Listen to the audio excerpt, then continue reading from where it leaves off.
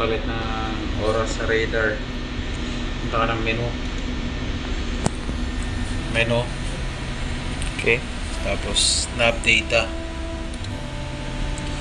Tapos alaman mo yung zone description ng time zone ng bansa or ng lugar na Pupuntahan sir. puntahan or yung area mo ngayon.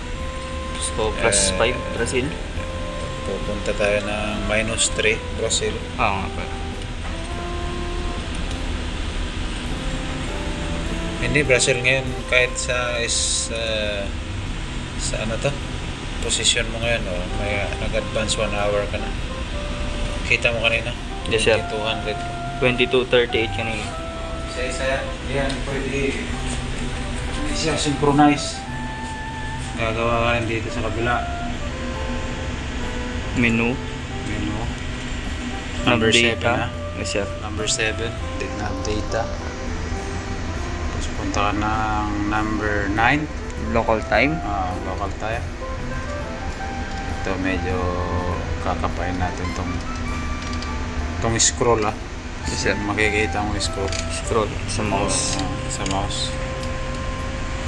May problema lang kasi itong Yun. timing. -3. Habang kita mo na. Yes sir. So local is 23:38. Ito naman sa FBs. FBs ito.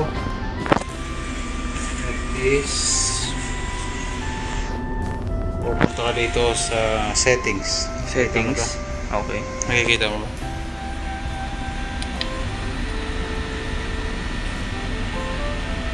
Yun. Yan, settings. Punta ka dito.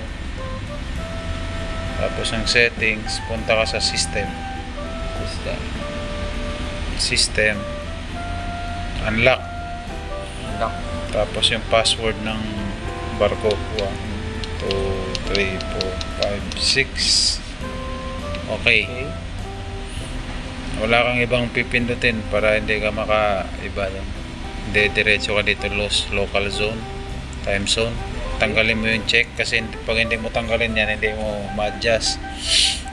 Tapos palitan mo ng zone description.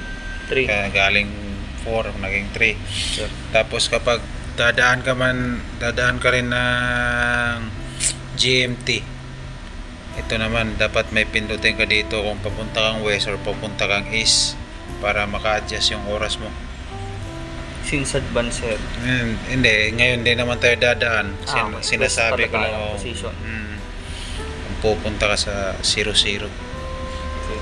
Tapos yun, pindutin mo ulit tong local time zone. Tapos punta ka na dito. Unlock. Sa local kailangan may check. Check mo. Kailangan i-check yun. Ano mga oras na ngayon? 23:41. Okay.